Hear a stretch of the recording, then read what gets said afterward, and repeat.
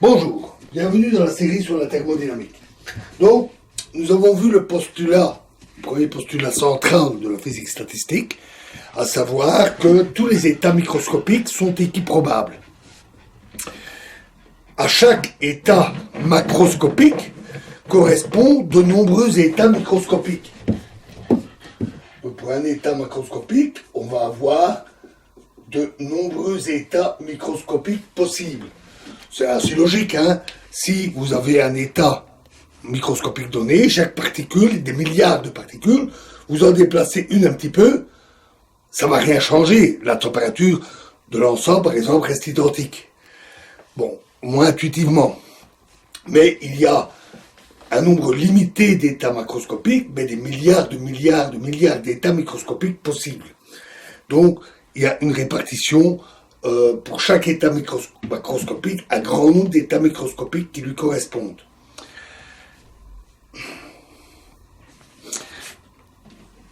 Donc, si tous les états microscopiques sont aussi probables les uns que les autres, il n'en est pas de même des états macroscopiques, qui sont alors d'autant plus probables qu'ils sont réalisés par un grand nombre d'états microscopiques. Le nombre d'états microscopiques que l'on note W, qui réalise un état macroscopique donné, est appelé probabilité thermodynamique. Probabilité thermodynamique de l'état macroscopique. Attention de ne pas confondre ça avec le travail. C'est la même notation, hein. Encore une fois, on retrouve régulièrement les mêmes notations pour différentes choses. Mais c'est la notation traditionnelle, habituelle. Le nom aussi, d'ailleurs, est un peu malheureux, car W est un nombre généralement extrêmement grand, des milliards de milliards, alors qu'une probabilité en mathématiques, c'est un nombre compris entre 0 et 1. On l'exprime souvent en pourcent. Probabilité entre 0 et 100%. Mais l'appellation de probabilité thermodynamique, là aussi, est tout à fait traditionnelle. Et de plus, si on considère W tot, le nombre total d'états microscopiques possibles, pour tous les états macroscopiques, alors le rapport des deux, W sur W tot, le nombre d'états qui correspondent à un état macroscopique donné, sur le nombre d'états possibles, c'est réellement une probabilité. Probabilité d'avoir cet état macroscopique. On va voir cela sur un exemple très simple. Alors, considérons une boîte dans laquelle on a n particules. Une grande boîte avec n particules dedans.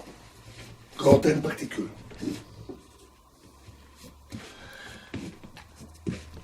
On divise la boîte en deux compartiments identiques. Avec une séparation ici en tiret. Compartiment 1, compartiment 2. Cette division est artificielle. Ce n'est pas une paroi. Ça n'empêche pas les particules de passer d'un compartiment à l'autre. Chaque particule se déplace au hasard.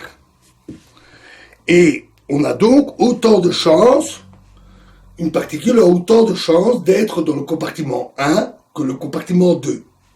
Par pur hasard, et c'est le postulat de la physique statistique, tous ces états sont équiprobables. Chaque distribution de particules dans les compartiments 1 et 2 a donc une probabilité identique. Définissons l'état microscopique. On identifie l'état microscopique en disant dans quel compartiment se trouve chacune des particules. Par exemple, la particule 1 est dans le compartiment 1, la particule 2 est dans le compartiment 2, etc., etc., etc. Et définissons l'état macroscopique. On dira que l'état macroscopique est déterminé par le nombre de particules N1 qu'on retrouve dans le premier compartiment. Évidemment, N2, c'est égal à N moins N1, puisque le nombre total, c'est N.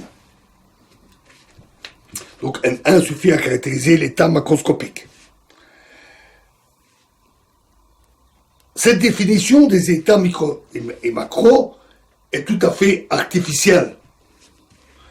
Il existe bien des équivalents en physique. Par exemple, avec le paramagnétisme, on a quelque chose de tout à fait analogue. Mais cet exemple-ci, même artificiel, a l'avantage d'être clair et intuitif. Il est choisi pour des raisons pédagogiques, pour illustrer les aspects, le principal aspect de la physique statistique.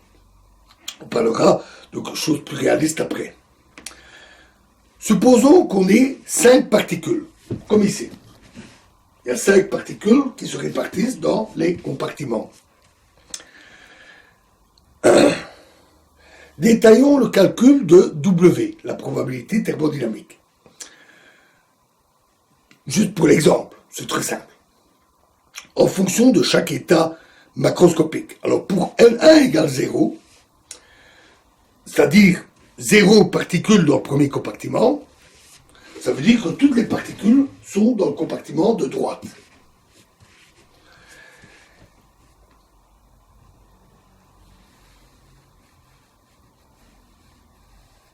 Et il n'y a qu'une seule manière de faire.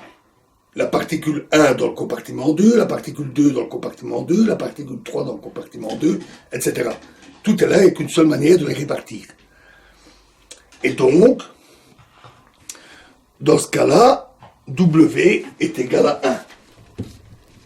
Pour N1 égale 0, on trouve que W est égal à 1. Prenons maintenant N1 égale à 1. On a une particule dans le compartiment de gauche. Et tout le reste est dans le compartiment 2. Mais ça peut être n'importe laquelle des 5 particules. On peut donc avoir l'état microscopique particule 1 dans le compartiment 1 et tout le reste dans le compartiment 2. Autre état microscopique, particule 2 dans le compartiment 1, tout le reste dans le compartiment 2, etc. Il y a 5 particules, donc 5 possibilités. N'importe laquelle des 5 particules pourrait aller dans le compartiment de gauche. Et donc, pour N1 égale 1, on trouve W égale 5. Pour N1 égale 2, on a 2 particules dans le compartiment de gauche. On peut choisir une des 5 particules qu'on met dans le compartiment de gauche et une des 4 autres qui restent. Donc, on met également dans ce compartiment. Le reste va dans le compartiment 2.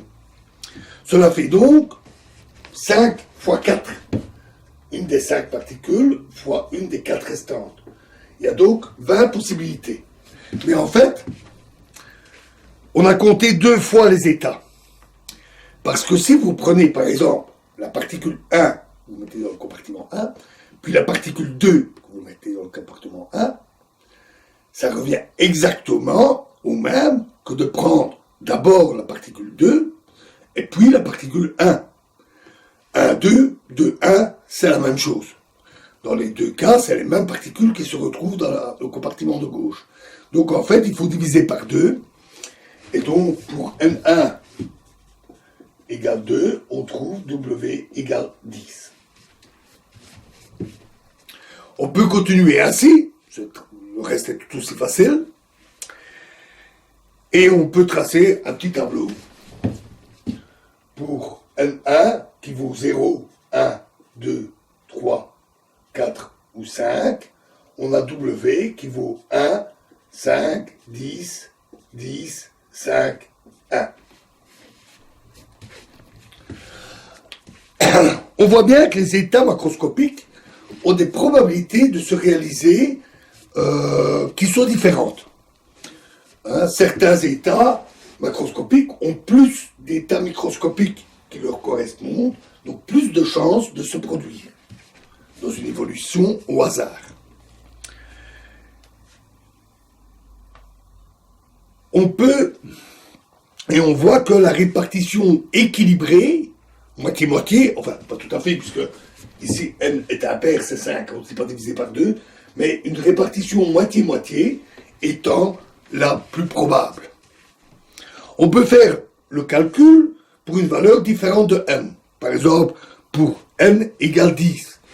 Même le calcul à la main reste assez réalisable. Donc 0, 1, 2, 3, 4, 5, 6, 7, 8, 9 et 10. Pas assez de place. Je le refais en resserrant un petit peu. 0, 1, 2, 3, 4, 5, 6, 7, 8, 9 et 10.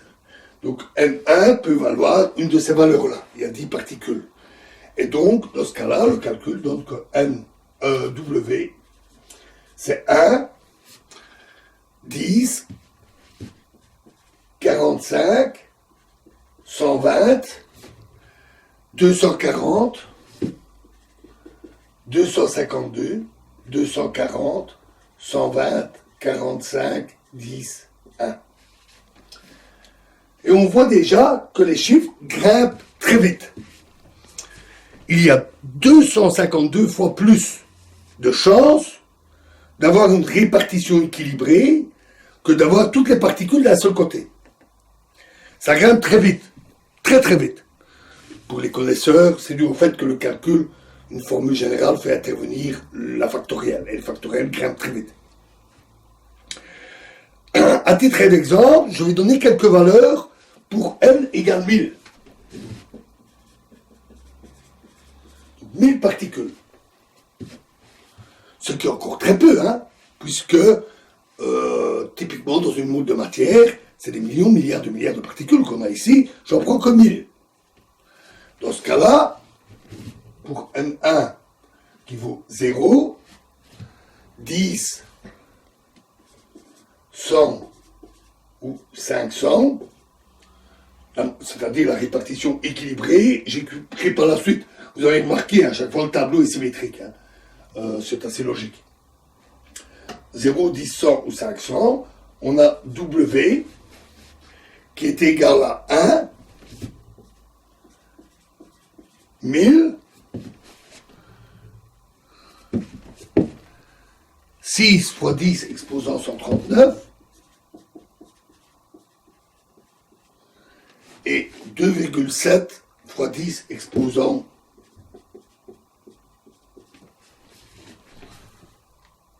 299.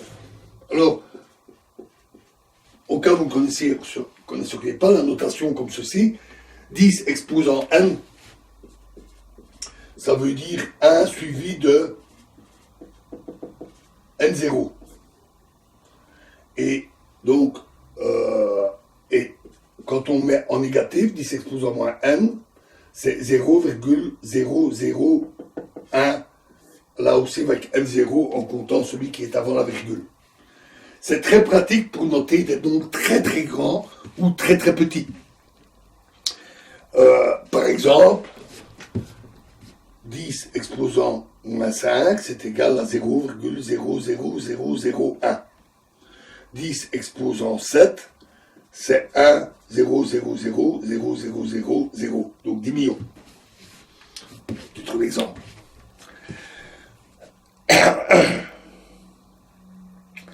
Ainsi, pour la répartition équilibrée, il y a déjà 2,7 milliards, etc., de possibilités prononcer 30 fois le mot milliard. Puisque 299 divisé par 9, ça fait environ 30. Donc 2,7 milliards, 30 fois milliard de possibilités d'avoir l'état à l'équilibre. Ce nombre est déjà fantastiquement grand. Imaginez ce que ça ferait pour grand N, non pas 1000, mais le nombre d'Avogadro. 1000 est égal à des millions, de milliards, de milliards.